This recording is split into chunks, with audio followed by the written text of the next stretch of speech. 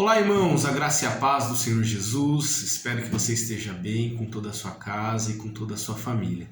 É muito bom estarmos aqui para a gente compartilhar um pouco mais da palavra do Senhor e sermos edificados por essa palavra tão viva e verdadeira que tem trazido uma nova história sobre todos nós. Hoje eu quero falar com vocês uma continuidade daquilo que a gente iniciou no domingo, na nossa série de mensagens sobre a Reforma Protestante, sobre as 5 solas, os 5 somentes, que trouxeram toda a base para a Reforma Protestante. Nós falamos nesse domingo sobre a importância da graça de Deus e que somente a graça de Deus é capaz de nos dar força, de nos dar vida e nos trazer realmente as bênçãos que Deus tem na nossa vida. Essa graça do Senhor, como o próprio nome diz, ela não depende do homem, pois estávamos mortos nos nossos pecados e nos nossos delitos, mas Deus, por causa do seu amor, Ele nos avivou, nos vivificou, nos dando vida e nos dando salvação, E o texto diz para nós, como estudamos, que pela graça sois salvos. Nós somos salvos pela graça, mediante a fé, e isso não vem de vós, de nós, é dom de Deus. Mas hoje eu quero compartilhar com você, seguindo essa mesma linha da graça, sobre o preço da graça. Qual é o verdadeiro preço da graça que está sobre nós e essa graça na qual nos alicerçamos e fundamentamos a nossa vida? Qual foi o preço, ou qual é o preço disso que hoje, gratuitamente, nós recebemos da parte de Deus? Bom, quando nós falamos sobre a graça de Deus, é importante que entendamos uma coisa, primeiramente, que a graça de Deus não é uma graça barata, não é uma graça que não tem um preço que foi pago por nós.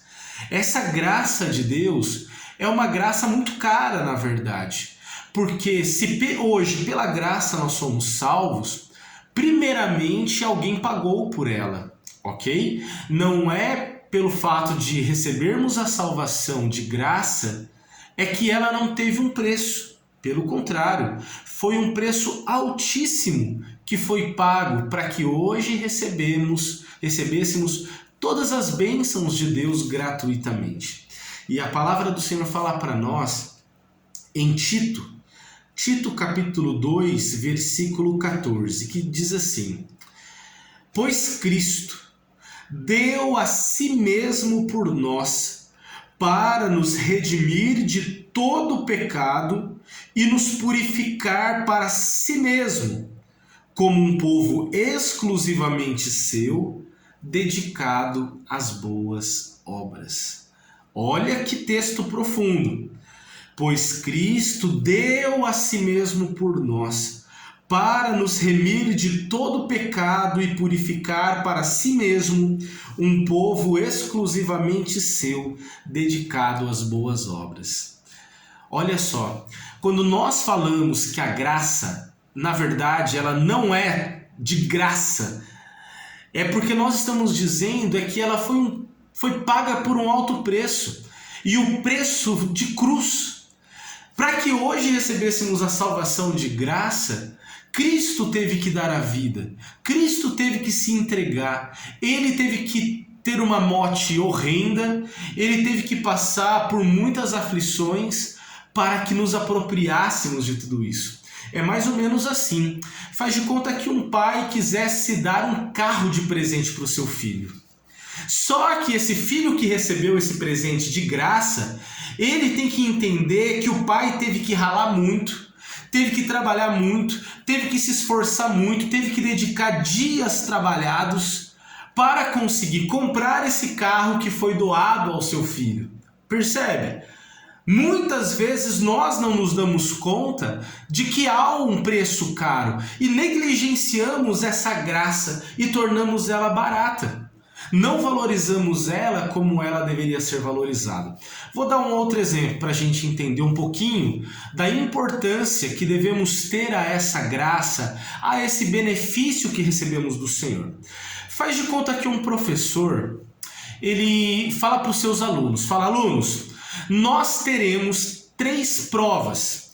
E essas provas serão realizadas mediante a entrega de trabalhos que serão feitos em 3 meses consecutivos. Aí, todo dia 30, o professor espera que os seus alunos entreguem esses trabalhos para eles passarem de ano. E faz de conta que esse professor tenha 100 alunos. A hora que chega o dia 30 do primeiro mês, apenas 90 alunos entregam os seus trabalhos. Os outros 10 chegam no dia, botam a mão na cabeça e falam: professor, você não vai acreditar, nós esquecemos de entregar o trabalho. O professor fica constrangido com tudo aquilo, vendo a situação dos meninos e tal, fala: quer saber? Então tá bom, eu vou dar aí mais alguns dias para vocês entregarem o trabalho de vocês. Mas não esqueçam, entreguem o trabalho. Ok. No segundo mês, no dia 30 do segundo mês, é a data de entregar o segundo trabalho. Mas a hora que chega na hora de entregar o trabalho, apenas 60 alunos entregam os trabalhos. E os outros 40 chegam para o professor, que era um professor cheio de graça, de misericórdia, e fala: professor, a gente está tão cheio de trabalho para fazer, tem outras matérias, tem outras coisas para fazer e a gente não teve tempo de fazer o teu trabalho. Dá uma chance aí para a gente, vai. E aí o professor fala: puxa vida, sério mesmo? Vocês não conseguiram fazer? Então tá bom, vocês vão ter até o dia 5 aí do próximo mês para me entregar o trabalho, mas não esqueçam do trabalho. E aí passa o tempo, chegou o terceiro mês para o terceiro e último trabalho, que se eles não entregassem, com certeza eles seriam reprovados. E aí no dia 30 do terceiro mês, apenas 40 alunos entregam o trabalho. 60 deles, confiando na graça, na bondade do mestre, fala para ele: professor, nós não entregamos o trabalho e não tem jeito, eu acho que o senhor poderia fazer como das outras vezes, né? Nos poupar aí e nos dar uma chance a mais. E aí o professor fala: poxa, amigos, sinto muito, mas não vai ter jeito.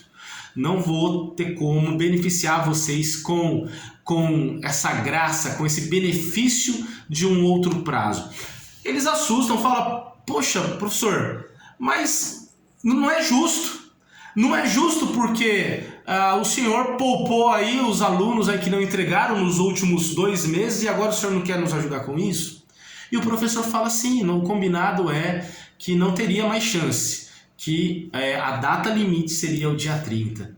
Ah, mas não é justo. Então quer dizer que vocês querem justiça? Então também eu vou aplicar a justiça. Então, se vocês não entregaram também o trabalho no dia 30 dos meses anteriores, eu vou dar 0 para vocês. Então, vocês que não entregaram nos outros meses terão 0, 0 e 0 também agora que não entregaram. Opa! Não é assim também, professor. Não precisa ficar bravo desse jeito.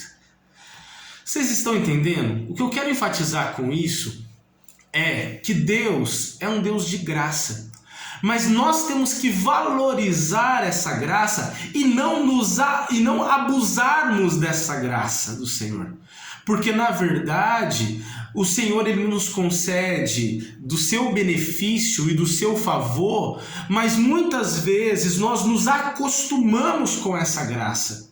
Nos acostumamos com esse benefício e muitas vezes, com o passar do tempo, vamos relaxando, não valorizamos e não retribuímos a generosidade do nosso Deus como Ele é merecedor de receber, entende? Se no primeiro momento ficamos maravilhados com a graça do Senhor, e por tudo que Ele fez na nossa vida, nos libertando do pecado, nos livrando da morte, da condenação, na nossa caminhada cristã, a gente vai negligenciando e falamos: quer saber? Sei lá, eu acho que é assim mesmo, né? Eu acho que Deus me salvou, mas eu também, né? Tenho a minha parte de contribuição, tenho sido um bom homem, uma boa mulher, tenho feito os meus deveres de cristão e tenho feito o que eu tenho que fazer. E daqui a pouco o tempo vai passando e já nem nos lembramos mais do perdão dos nossos pecados, da morte de Cristo e relaxamos na nossa disciplina espiritual e naquilo que Deus espera de nós. Ou seja, a graça de Deus que deveria nos impactar pela sua bondade acaba sendo desprezada e tornamos essa graça um favor banalizado, uma graça barata, sem valor nenhum, e não valorizamos ela como a gente deveria valorizar. A salvação, queridos, é pela graça, mas isso espera-se de nós, diante desse fato, é que a gente possa reconhecer o amor de Deus, a bondade, a grandeza, e venhamos sempre com contrição no nosso coração falar: Deus, tudo que o Senhor fez por mim ao longo da minha vida é algo maravilhoso demais. O que eu posso fazer para retribuir a isso? Percebe? É diferente. Eu trago essa mensagem para a gente valorizar e nos lembrarmos do valor da graça. Ela foi cara, ela foi paga com o preço de cruz, com o sangue de Cristo, com a vida dele entregue por todos nós. A salvação, queridos, é de graça, mas teve um alto preço. E a vida cristã também tem um preço caro a ser pago, que é uma vida de renúncia, de entrega, de disciplina, de perseverança, de muitas vezes abrir mão de muitas coisas que a nossa vida oferece para agradarmos e retribuirmos a tudo aquilo que Deus fez por nós. Amém, queridos? Guarda essa palavra no coração. Hoje vivemos pela graça. E espera-se que venhamos a valorizar essa graça através de uma vida de santidade e através de uma vida de completa obediência ao nosso Senhor Jesus. Reconheça essa graça, viva pela graça. Para nós é gratuita, mas nunca nos esqueçamos do preço que ela teve quando vimos Jesus crucificado naquela cruz. Fiquem na paz do Senhor e que a cada dia mais venhamos a viver nos caminhos do nosso Deus. Um grande abraço a todos, espero vocês domingo aqui na casa do Senhor. Temos a escola bíblica às 10 horas da manhã no domingo e o nosso culto às 19 horas. Que Deus nos abençoe, fiquem na paz do nosso Deus.